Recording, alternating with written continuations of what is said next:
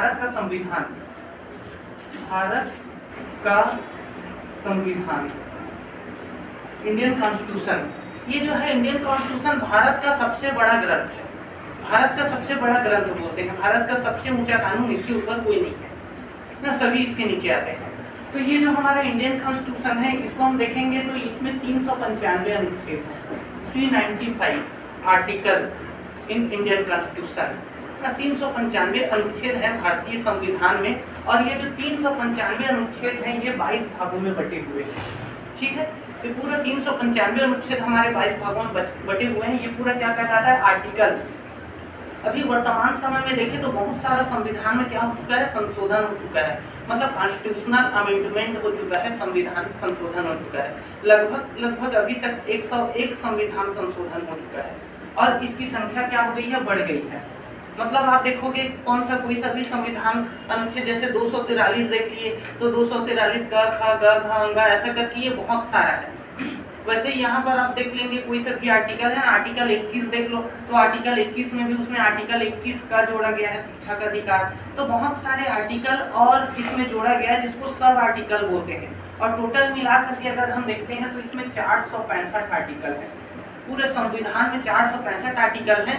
लेकिन मूल आर्टिकल है ना, एकदम जो फंडामेंटल मूल आर्टिकल है जो पहले शुरू से है वो 395 ही है। और अगर आप नेट में सर्च करोगे और पढ़ते भी हैं तो क्या पढ़ते हैं, 395 पढ़ते हैं।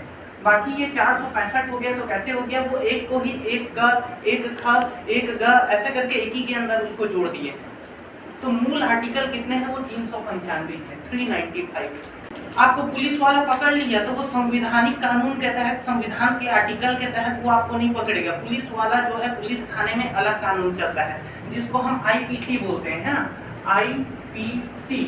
आईपीसी का मतलब क्या होता है, इंडियन पैनल कोड, मतलब भारतीय दंड संहिता। पुलिस वाला अगर हमें पकड़ता है तो वहां पर ये संविधान नहीं लगता है ना, वहां पर वो आईपीसी की धारा का उपयोग करता है, भारतीय दंड संहिता या इंडियन पेनल कोड का उपयोग करता है। और इंडियन पेनल कोड के तहत ये हमारे ऊपर पुलिस जो है वो हमारे ऊपर कार्यवाही करती है। अगर ये पुलिस वाला हमको ले गया कहाँ पर, कोर्ट में, है ना, जज के सामने प्रस्तुत करता है तो जज जब हमारा न्याय करेगा, है ना, हमको सजा सुनाएगा या कोई भी कार्यवाही निर्णय जब जज लेगा तो वहां पर वो जज जो है सीआरपीसी का उपयोग करता है ना, सीआरपीसी, अपराधी प्रक्रिया संहिता या क्रिमिनल प्रोसीजर कोड बोलते हैं इसको, सीआरपीसी को। और इसी के तहत वो जज क्या करेगा, हमको कोई निर्णय सुनाएगा कि भाई आप दोषी हो, आपको जेल जाना पड़ेगा।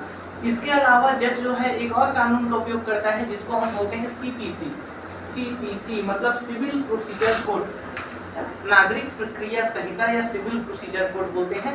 ये कोई आपराधिक मतलब कानून नहीं है ना, ये गैर आपराधिक कानून है। जैसे कि जितने फैक्ट्री वाले हैं या जितने व्यापारी हैं उन लोग के लिए कुछ कानून बना रहता है कि भाई अगर आप किसी मजदूर को रखते हो तो कम से कम इतना पेमेंट आपको देना पड़ेगा, ऐसा करके तो कुछ कानून होता है। ऐसा होता नहीं है, यहाँ पर आप फैक्ट्री में जाओगे ना तो वहाँ पर रोजगार का मारामारी है। वहाँ पर जैसे ये सरकार ने बोल दिया कि भाई कम से कम 300 रुपये से नीचे पेमेंट किसी को नहीं देना, तो वहाँ पर लोग आ जाते हैं, बोलते हैं कि भाई मैं 250 में काम करने के लिए तैयार हूँ, आप मेरे को रखो काम में।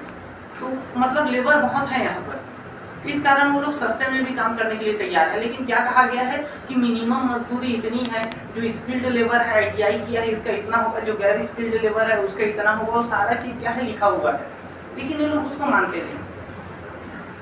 तो इस प्रकार से मतलब क्या है, यहाँ पर ये कहा गया है जो फैक्ट्री वाले लोग हैं कि भाई जहाँ पर आप काम करते हैं वहाँ थोड़ा हरा भरा रखिए, साफ सुथरा रखिए, एकदम स्वच्छता का वातावरण बनाए रखिए।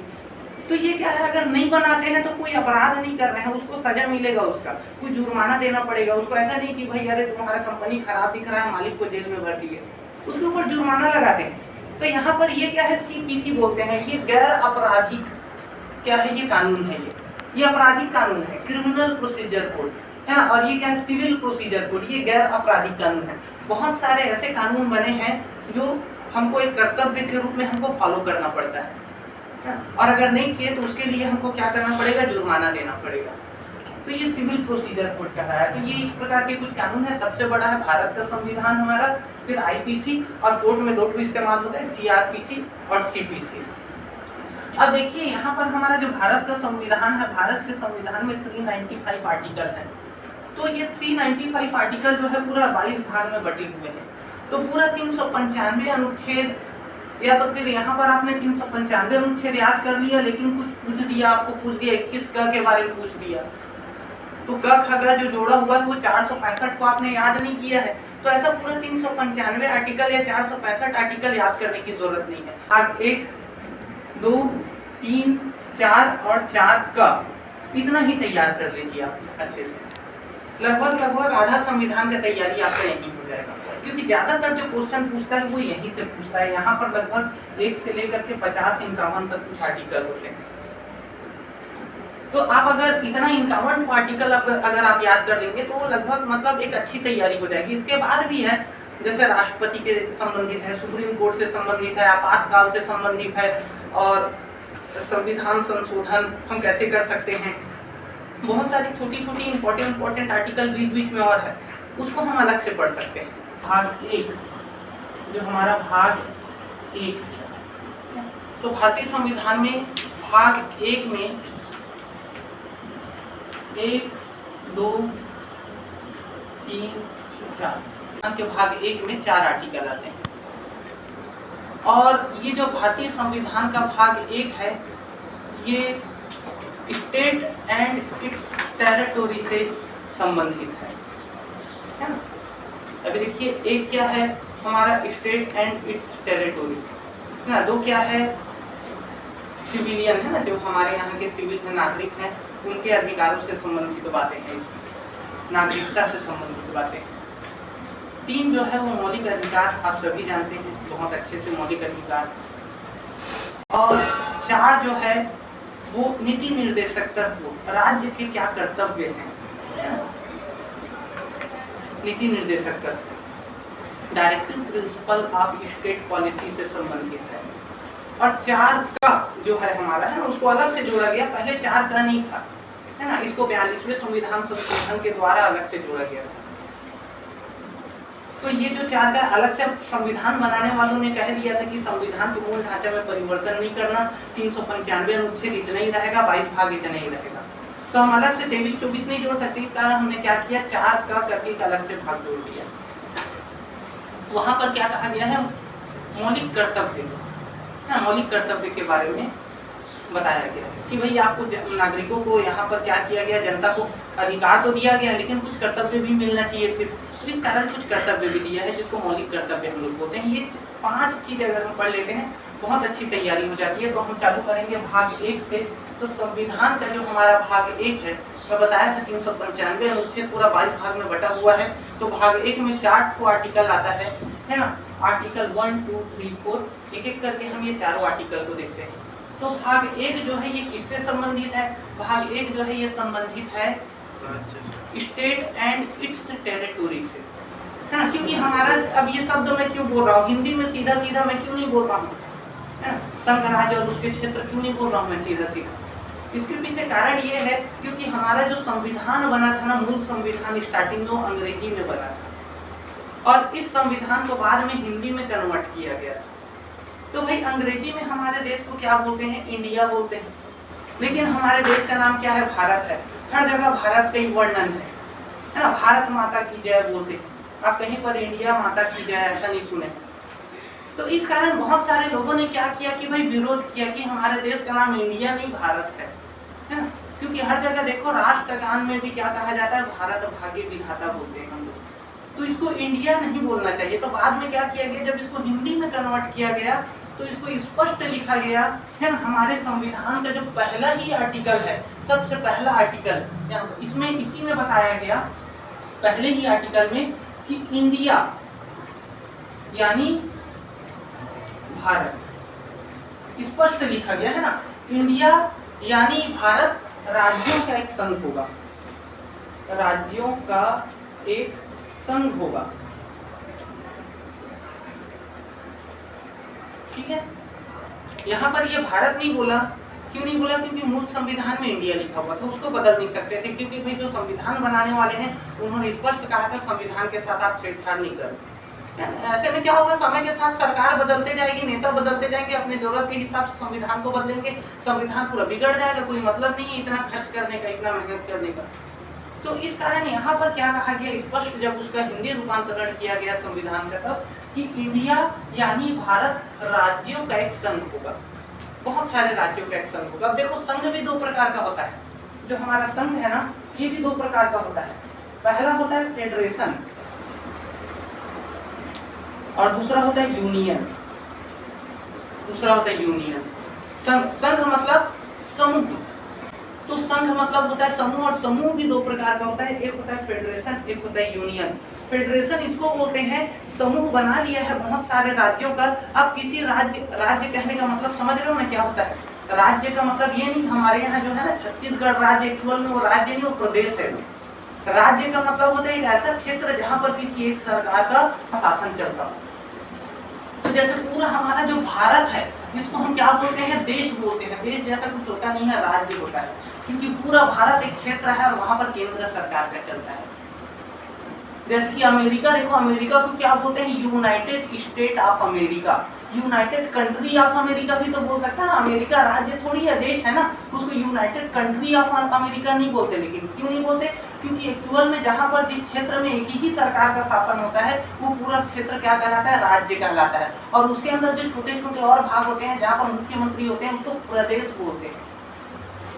प्रदेश, छत्तीसगढ़ क्या है? हमारा एक प्रदेश है। तो यहाँ राज्य का मतलब यही है, छोटे छोटे जितने भी शासित क्षेत्र हैं उसको मिला करके एक संघ बनाया गया है हमारे भारत में। वैसे अमेरिका में भी, अमेरिका देखोगे तो एक तो नक्शा दिखता है ऐसा टाइप से, है ना, ये ऐसा अमेरिका, ये ऐसा टाइप का अमेरिका है। ये ऊपर में देखोगे तो कनाडा है, ये नीचे में यूएसए है ना, यहाँ पर कनाडा है और यहाँ पर मैक्सिको है और यहाँ पर भी क्या है?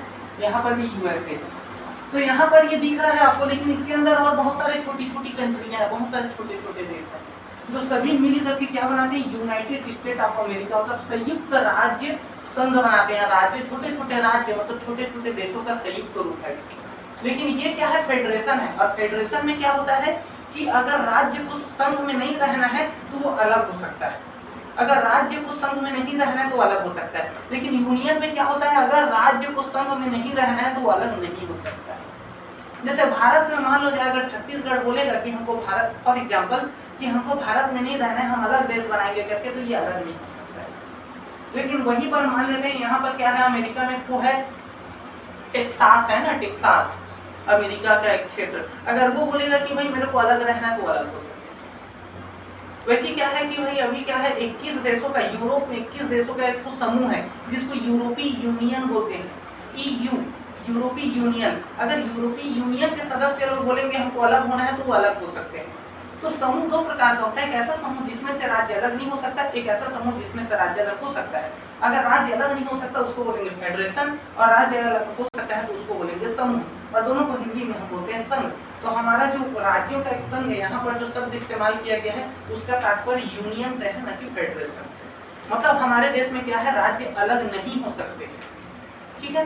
हमारे यहाँ जैसे कि ये था, जम्मू कश्मीर बहुत बोल रहा था कि भाई हम अलग होंगे, लेकिन जैसे धारा 370 जो है ना, उसमें कहा गया है जम्मू कश्मीर के संबंध में अस्थायी उपबंध, ये कहा गया है धारा 300, धारा नहीं बोलेंगे, आर्टिकल 370, इसको पूछ सकता है पेपर में। आर्टिकल 370 में क्या है? तो आर्टिकल 370 में जम्मू कश्मीर के संबंध में अस्थायी उपबंध, मतलब कुछ स्पेशल कानून जो केवल जम्मू कश्मीर में लगेगा, इसका वर्णन है, जिसको खत्म कर दिया गया 2019 में जो है इसको खत्म कर दिया गया। क्योंकि ये स्पष्ट है कि भारत राज्यों का एक संघ है। कौन सा वाला संघ है? यूनियन वाला संघ है, और यहाँ से राज्य अलग नहीं हो सकते। और जम्मू कश्मीर लग रहा था कि वो अलग होना चाहता था, इस कारण पावर का इस्तेमाल किया गया और जम्मू कश्मीर को क्या कर दिया गया? पहले वो देश बनाऊंगा बोल रहा था, है ना, अलग से। आज तो वो राज्य भी नहीं बचा है, आज वो सीधा क्या बन गया है? केंद्र शासित बन गया। तो देश बनाने की सपना देख रहा था, जो कि आज उसका राज्य भी नहीं बचा, सीधा वो क्या बन गया? नेशनल टेरिटोरी बन गया, सीधा वो केंद्र से शासन होता है। दो भाग में बांट दिए, लद्दाख और कश्मीर, जम्मू कश्मीर, ये सारी स्थिति है। तो ये है हमारे संविधान का भाग। अब इसमें आगे समझिए,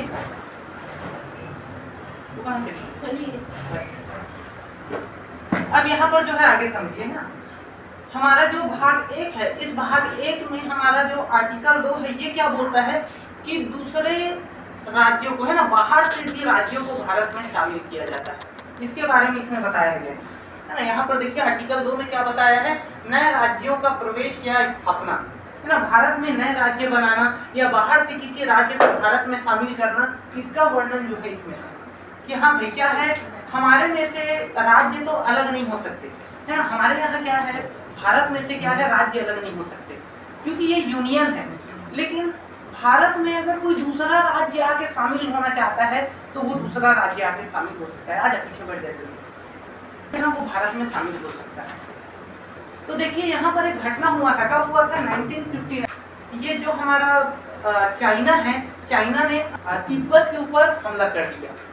चाइना ने तिब्बत के ऊपर हमला कर दिया 1912 में। वहां पर जो धर्म गुरु थे दलाई लामा, जैसे कि विक्टोरिया होता है ना, कोई भी रानी बनेगी उसका नाम विक्टोरिया ही रख देते हैं, है ना, रानी बनने के बाद। वैसे ही वहां पर भी क्या होता है, दलाई लामा नाम रख देते हैं। ऐसे हमारे यहाँ जो दलाई लामा है, इसकी उम्र 85 साल है। तो 1912 की अगर मैं बात करूँ तो ये कितना साल हो जाएगा भाई, 1912 110 से 111 साल लगभग हो जाएगा। लेकिन उसकी उम्र 85 साल है। तो कहने का मतलब क्या है, जो बौद्ध धर्म गुरु होते हैं ना, उनका नाम क्या रख दिया जाता है, पद एक प्रकार का होता है। ये पद है, नाम नहीं है, है ना, दलाई लामा। ठीक है। तो हमारे उस समय जो दलाई लामा थे, उन्होंने क्या किया था, तिब्बत को एक स्वतंत्र देश घोषित किया था।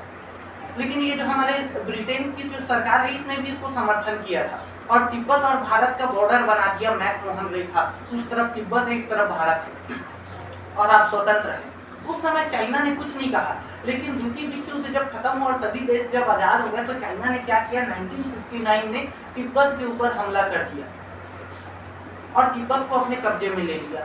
तो यहाँ पर देखो, तिब्बत के बगल में ही है ना, तिब्बत के बगल में है एक हमारा छोटा सा राज्य है और वो 3 देशों के साथ मिला हुआ है। उसका सीमा एक भूटान, नेपाल और चीन के बीच में, उसको हम बोलते हैं सिक्किम, है ना। पश्चिम बंगाल जो हमारा है ना, एकदम ऊपर में, वहां पर क्या है, एक छोटा सा राज्य है सिक्किम। सिक्किम पहले हमारा राज्य नहीं था, सिक्किम जो है हमारे देश में शामिल नहीं था, है ना। तो वो सिक्किम वो स्वतंत्र राज्य था, वहाँ एक राजा शासन करता था। तो उसने सोचा कि भाई अरे ये तो जो है इतना बड़ा तिब्बत को अपने में शामिल कर दिया, अभी तो मेरे को तुरंत ये ऐसा ही आसानी से हरा देगा जो चाइना है वो। और चाइना से डर करके एक प्रकार से अपने आप को सुरक्षित बचाने के लिए सिक्किम ने क्या किया, तुरंत भारत से शरण मांगा, है ना, भारत से मदद मांगा और भारत को कहा कि भाई हम आपके में शामिल होना चाहते हैं। तो सिक्किम ने सोचा कि भाई जो चीन सबके साथ कर रहा है, जबरदस्ती सबको अपने में शामिल कर रहा है ना, एक प्रकार से उनके साथ शोषण जैसा क्रिया कर रहा है, तो आप लोग भी तो हमारे साथ वैसा नहीं करोगे ना। तो भारत होता है नहीं, हम लोग थोड़ा क्या है, अच्छे व्यवहार के हैं, वसुदेव कुटुंबकम, मतलब सबको अपना, पूरी पृथ्वी को अपना परिवार मानते हैं। तो तुम तो हमारे पड़ोसी को ऐसा नहीं करेंगे। तो सिक्किम के लिए क्या किया गया, चलो ठीक है, तुमको परेशानी, हमसे डर लग रहा है ना कि बाद में हम तुमको कब्जा कर लेंगे और तुम्हारा शोषण करेंगे ऐसा कुछ, तो हम क्या करते हैं, आर्टिकल 35A बनाते हैं। आर्टिकल 35A, आर्टिकल 35A में क्या कहा गया था कि कुछ राज्य जो है अस्थायी रूप से भारत में शामिल होंगे। जैसे कि ये धारा, ये जो 370 खत्म हुआ ना हमारे यहाँ, उसी के साथ आर्टिकल 35A भी खत्म किया गया था, 2 आर्टिकल खत्म हुए। तो ये देखिए क्या है, आर्टिकल 35A की कुछ राज्य को क्या है, कुछ विशेष तरीके से भारत में शामिल किया गया। मतलब वो क्या है, स्वतंत्र है, लेकिन फिर भी भारत का क्या है, एक सहयोगी जैसा है। भारत मतलब ये भारत में शामिल है, लेकिन फिर भी क्या है, वो स्वतंत्र रह करके अपने यहाँ शासन करेगा। जैसे जम्मू कश्मीर और सिक्किम, भारत का ही हिस्सा है जम्मू कश्मीर, भारत का ही हिस्सा है सिक्किम, लेकिन वो स्वतंत्र रह करके अपने यहाँ शासन करेंगे। लेकिन कल के समय में अगर कोई क्या हो जाता है, विदेशी आक्रमण हो जाता है, तो भारत जैसे अपने क्षेत्र में विदेशी आक्रमण हुआ है ऐसा ही समझ करके उससे मुकाबला करेंगे, है ना। वो जो खतरा आ रहा है सामने से, जो दुश्मन आ रहा है उससे। तो ये आर्टिकल 35A जोड़ा गया ताकि सिक्किम को भरोसा हो जाए, आप 10 साल 15 साल हमारे साथ रहिए, एक अस्थायी पेइंग गेस्ट होता है ना, घर में आता है पेइंग गेस्ट किराएदार के रूप में, वैसे ही किराएदार के रूप में आप हमारे यहाँ रहिए। जब आपको पूरा यकीन हो जाएगा, हमारे ऊपर पूरा भरोसा हो जाएगा, तो आप भारत में शामिल होंगे। और इस प्रकार से आर्टिकल 35A के तहत क्या किया गया, सिक्किम को भारत में जोड़ा गया, डेट याद रखना। और सिक्किम जब भारत का हिस्सा बना आर्टिकल 35A के तहत, बहुत लंबे समय तक सिक्किम ऐसे ही था, भारत को पूरा सिक्किम को पूरा यकीन हो गया कि भारत जो है बहुत बढ़िया देश है, और सिक्किम क्या हो गया, पूरी तरीके से भारत में शामिल हो गया। तो सिक्किम कैसे भारत में शामिल हुआ, यही हमारे संविधान के अनुच्छेद 2 के तहत। संविधान के अनुच्छेद 2 में क्या कहा गया है, हम भारत में ही क्या कर सकते हैं, नए राज्य बना सकते हैं, और या तो फिर बाहर से राज्यों को भी भारत में शामिल कर सकते हैं। भारत से कोई राज्य बाहर नहीं जाएगा, लेकिन बाहर के राज्य भारत में आ सकते हैं। इसका वर्णन क्या है, आर्टिकल 2 में किया गया। आर्टिकल 3 में क्या कहा गया है, देखिए भाग 2 है हमारा। इस भाग 2 के आर्टिकल 3 में क्या कहा गया है कि भारत में हमारे जितने भी राज्य हैं इसके नाम, सीमा और क्षेत्र, ये 2 चीजों पर जो है हम परिवर्तन कर सकते हैं। 3 चीजों पर जो है हम ये परिवर्तन कर सकते हैं। जैसे कि आप लोग सभी जानते हो कि भाई नाम में परिवर्तन, जैसे कि ये जो है हमारा उड़ीसा है ना, तो पहले इसका नाम शुरू में क्या था, उत्कल। पहले इसका जो नाम है वो उत्कल था, उड़ीसा का नाम। उसके बाद में इसका नाम क्या पड़ा, उड़ीसा पड़ा, उड़ीसा। पहले का जो पुराना गाड़ी है ना उड़ीसा का, देखना। और अब इसका नाम चेंज हो गया, क्या हो गया, इसका नाम ओडिशा हो गया, ओडिशा। ओडी लिखा रहता है आजकल, उड़ीसा का पहले लिखना ओडी लिखा रहता है, तो ये नाम परिवर्तन हुआ। और वैसे ही हम इसको देखते हैं, वेस्ट बंगाल को देखते हैं, पश्चिम बंगाल या वेस्ट बंगाल को, तो WB, इसमें क्या लिखा रहता है, WB लिखा रहता है। लेकिन ये लोग क्या बोल रहे हैं कि अब हमारा नाम क्या है, वेस्ट बंगाल नहीं है, अब हम अपना राज्य का नाम चेंज करेंगे। क्या करेंगे, राज्य का नाम बदल करके बंगला करेंगे, ये बोल रहे हैं। तो क्यों करेंगे, तो बहुत सारे लोग बोलते हैं, अपना अपना तर्क देते हैं कि कुछ लोग बोलते हैं कि भाई नहीं, वेस्ट बंगाल रखने से क्या होता है, सरकार की जो योजनाएं बनती है, ये योजना शुरू से आता है ए से, अरुणाचल प्रदेश ए वाले नाम, फिर बी वाले नाम को, फिर सी वाले नाम को, योजना ऐसे ही अप्लाई होता है। कोई भी अनुदान देना रहता है तो वो ऐसे ही ऊपर से देते हैं। तो इस कारण क्या है, वेस्ट बंगाल को थोड़ा लेट से मिलता है कोई भी योजना का लाभ या अनुदान, ऐसा बोलते हैं। लेकिन ऐसा कुछ नहीं है, सरकार जब भी कुछ करती है तो एक साथ सबके लिए करती है ना। ये जो बोला जा रहा है, उन लोग का कोई हिस्टोरिकल रीजन होगा वो अलग बात है, ऐतिहासिक रीजन होगा, है ना, वो अलग बात है। जैसे बहुत सारे जो जगह है ना उसका नाम क्या कर दिया गया, चेंज कर दिया गया। जैसे कि मुगलों के समय में बहुत सारा जो क्षेत्र है उसका नाम बदल दिया गया। वैसे क्या है, उसको फिर चेंज किया गया। इलाहाबाद यूपी में बहुत सारे जगहों का नाम, हाँ, इस प्रकार से बहुत सारे राज्यों का नाम जो है चेंज किया गया, क्योंकि उन लोग का कुछ हिस्टोरिकल रीजन हो सकता है, इनका भी कुछ हिस्टोरिकल रीजन होगा। ऐसा नहीं है ना कि भाई नाम चेंज कर दोगे, W से आप B में आ जाओगे, वेस्ट बंगाल W में आता है नीचे एकदम, और B किस में आता है, ऊपर में आता है दूसरे नंबर पर। इससे आपको योजनाओं का लाभ मिल जाएगा, ऐसा कुछ नहीं, योजनाओं का लाभ जो है सबको बराबर मिलता है। तो इसमें तो मेरे को एक मूवी याद आ रहा है, नील बटे सन्नाटा मूवी, है ना। नील बटे सन्नाटा मूवी में ना एक लड़की रहती है, बहुत आलसी लड़की है ना। उसकी मम्मी उसको IAS बनाना चाहती थी, लेकिन वो लड़की बहुत आलसी थी। उसकी मम्मी काम करती थी ना, झाड़ू पोछा बर्तन मारने का, वो मेहनत करके उसको पढ़ा रही थी, लेकिन वो नहीं पढ़ूंगी बोलती थी। तो वो ना अपनी मम्मी से बोलती, उसका नाम अप्पू था, लड़की का नाम अप्पू। तो वो अपनी मम्मी से बोलती है कि भाई तुमने मेरा नाम अप्पू क्यों रखा है, तो क्या हो गया रे, बोलती है। तो मेरा नाम शुरू में आता है अटेंडेंस में, मैं तैयार नहीं रहती हूँ, 1-2 जाने के बाद नाम है पता रहता है, हाँ अभी अटेंडेंस हो रहा है, मेरा नाम आएगा। तो शुरू में जैसे सर आते हैं 5 मिनट बैठते हैं, कभी 2 मिनट बैठते हैं, अचानक से पहले ही मेरा नाम दे देते, ध्यान नहीं रहता तो चिल्लाते, ऐसे क्यों रखे। तो उसका माँ बोलती है कि जेट से रख ले झंडू माम अपना, लास्ट टाइम आएगा।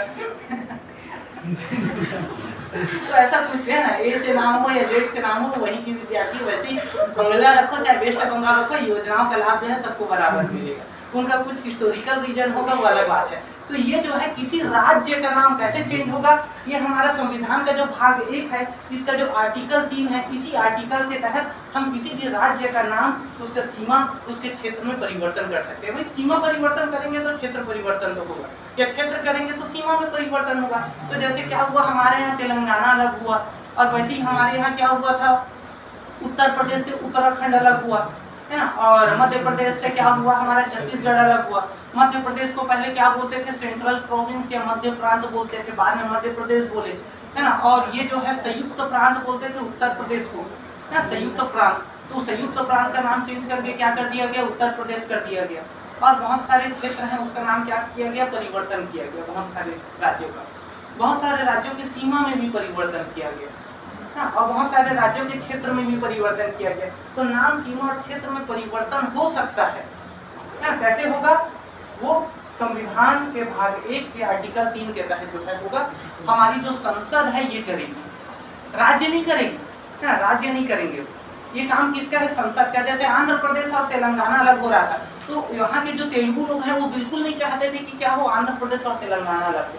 वो बहुत क्या कर रहे थे, इसका विरोध कर रहे थे, लेकिन केंद्र सरकार ने क्या किया, अपने अधिकारों का उपयोग किया और क्या किया, एक सामान्य बहुमत लगाया, है ना। संसद में एक सामान्य बहुमत किसको बोलते हैं, आधे से ज्यादा लोग अगर तुम्हारे तरफ है तो तुम जीत गए।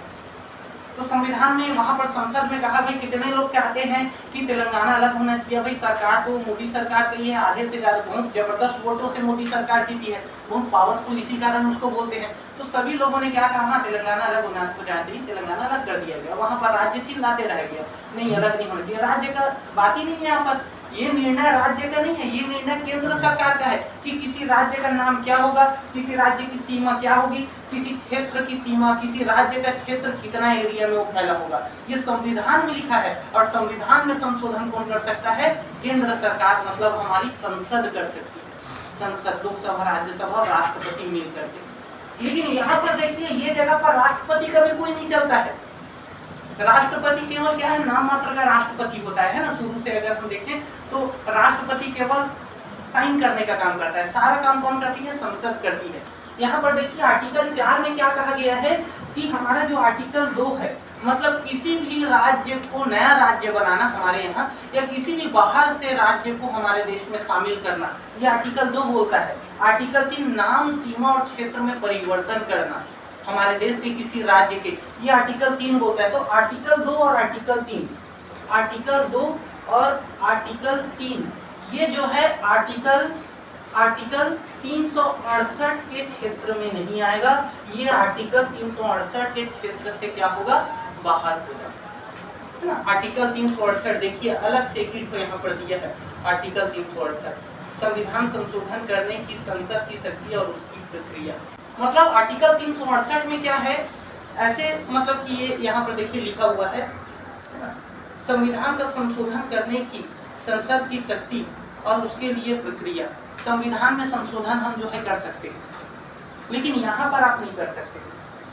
2 और 3 को आप जो है चेंज नहीं कर सकते, ये स्पष्ट कहा गया है आर्टिकल 4 में। संविधान का जो भाग 1 है, इसके 4 में ये कहा गया है कि आर्टिकल 368 के तहत हम संविधान में परिवर्तन कर सकते हैं, यहीं पर भी थोड़ा बहुत, है ना। मूल ढांचा में परिवर्तन नहीं होना चाहिए, थोड़ा बहुत परिवर्तन कर सकते हैं, लेकिन ये जो 2 और 3 है, ये 368 के तहत नहीं आएगा, इसमें आप परिवर्तन नहीं कर सकते। नहीं तो संसद क्या करेगी, इसमें परिवर्तन कर देगी इसमें, और इसके बाद फिर क्या होगा, हम किसी भी बाहर के राज्यों को शामिल नहीं कर पाएंगे और हमारे यहाँ के राज्य बाहर चले जाएंगे, तो बहुत बड़ा चीज है ना, तो बिगड़ जाएगा सिस्टम पूरा। इसी कारण इस रक्षक का काम कर रहा है ये एक प्रकार से, कि भाई इसमें आप संशोधन नहीं करोगे 2 और 3 में, ये कहा गया। तो यहाँ पर देखिए भाग 1 को हम एक बार और देख लेते हैं। भाग 1 किससे संबंधित है, संघ राज्य और उसके क्षेत्र से। आर्टिकल 1 में कहा गया है इंडिया यानी कि भारत, स्पष्ट कहा गया है ना। राज्यों का एक संघ होगा, संघ किस प्रकार का संघ, यूनियन प्रकार का। आर्टिकल 2 में क्या कहा गया है कि हमारे यहाँ नए राज्य बनाए जा सकते हैं, बाहर से भी किसी राज्य को भारत में शामिल किया जा सकता है। इसी का एक उदाहरण है हमारा सिक्किम। जब तिब्बत पर चाइना ने हमला किया था तो सिक्किम तुरंत क्या हो गया, 1978 में लगभग क्या हो गया, भारत में शामिल हो गया, ताकि वो अपने आप को बचा सके। अब वो भारत में शामिल हो गया तो निश्चिंत हो गया, इतना बड़ा देश का वो हिस्सा है। और छोटा सा रहता तो तिब्बत ऐसे ही एक बार आंख दिखाता तो वो डर जाता थे, तो वो निश्चिंत हो गया, है ना। आर्टिकल 3 में क्या कहता है कि हम भारत के किसी भी राज्य के नाम में, सीमा में और उसके एरिया में, उसके क्षेत्र में हम परिवर्तन कर सकते हैं, छोटे को बड़ा, बड़े को छोटा बना सकते हैं, है ना। और आर्टिकल 4 में क्या कहा गया है, आप पूरे संविधान में बदलाव कर सकते हो, लेकिन ये जो है 2 और 3 में आप बदलाव नहीं कर सकते, है ना। मतलब आर्टिकल 2 और आर्टिकल 3 आर्टिकल 368 के अंतर्गत नहीं आता है, ये कहा गया। तो ये हो गया हमारा क्या, भाग 1। भाग 2 बहुत इंपॉर्टेंट है, भाग 2 में हम नागरिकता के बारे में बात करें, ठीक है।